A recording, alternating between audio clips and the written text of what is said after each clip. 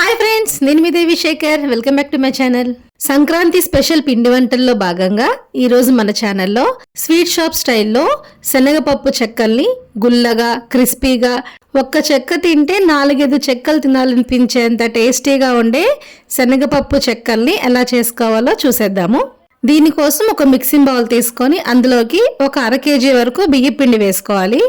బియ్య పిండి వేసుకున్న తర్వాత ఇందులోకి రుచికి సరిపడా సాల్టు, అలానే ఒక గంట సేపు నానబెట్టుకున్న ఒక 2-3 టేబుల్ స్పూన్ల వరకు పచ్చి శనగపప్పు వేసుకోవాలి. అలానే ఒక 2 టేబుల్ స్పూన్ల అల్లము పచ్చిమిర్చి పేస్ట్ వేసుకోవాలి. ఈ చెక్కలు మంచి కలర్ కనిపించడం కోసము ఒక 1/2 టీ స్పూన్ వరకు కారం వేసుకోవాలి. 1 టేబుల్ స్పూన్ వరకు జీలకర్ర, అలానే సన్నగా తరిగిన కరివేపాకు, 1 టేబుల్ స్పూన్ వరకు నువ్వులు వేసుకోవాలి.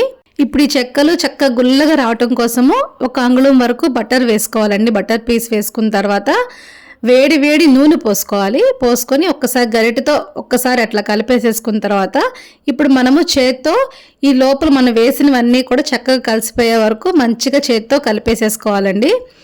మనం చేత్తో పట్టుకుంటే ఇట్లా మనకి నొక్కినప్పుడు ఇట్లా రావాలి చేతిలో, అప్పుడు మనకి పిండి కరెక్ట్గా ఉన్నట్టు అనమాట. ఇప్పుడు ఇందులోకి మనము గోరువెచ్చగా ఉన్న నీళ్ళని కొంచెంగా పోసుకుంటూ మనం చపాతీ పిండిని ఏ విధంగా అయితే కలుపుకుంటామో అట్లా కలుపుకోవాలండి. అయితే పిండిని మరీ సాఫ్ట్గా కాకుండా కొంచెం గట్టిగా కలుపుకుంటే మనకి చెక్కలు మంచిగా వస్తాయండి. ఇదిగో వీడియోలో చూపిస్తున్నట్టుగా ఇట్లా మనం పిండిని చక్కగా కలిపేసేసుకోవాలి.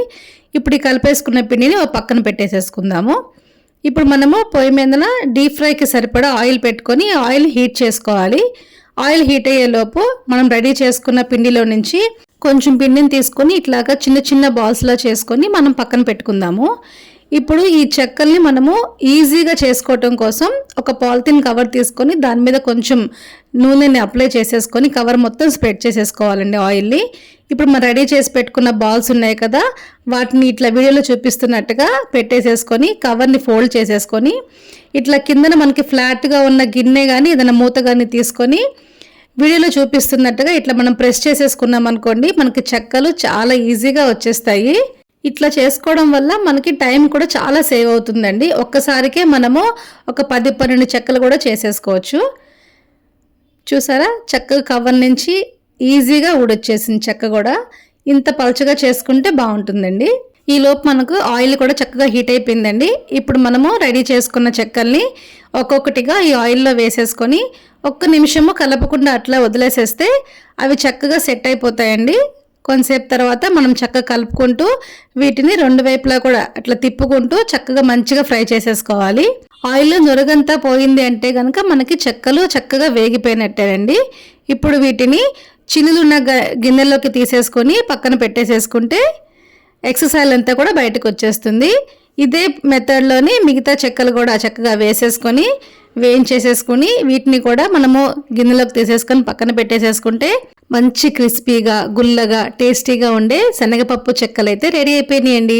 మరి సంక్రాంతి పండగకి ఈసారి ఈ శనగపప్పు చెక్కల్ని బయట స్వీట్ షాప్స్లో కొనకుండా ఇంట్లోనే నేను చూపించిన విధంగా చేసి పెట్టారనుకోండి, మీ ఇంట్లో వాళ్ళందరూ కూడా చాలా ఇష్టంగా తింటారు. మరి ఎంతో టేస్టీగా ఉండే ఈ శనగపప్పు చెక్కల రెసిపీ మీకు నచ్చిందండి? అయితే మీరు ట్రై చేసి మీకు ఎలా కుదిరిందో కామెంట్స్ అందరితో షేర్ చేయండి. Thank you.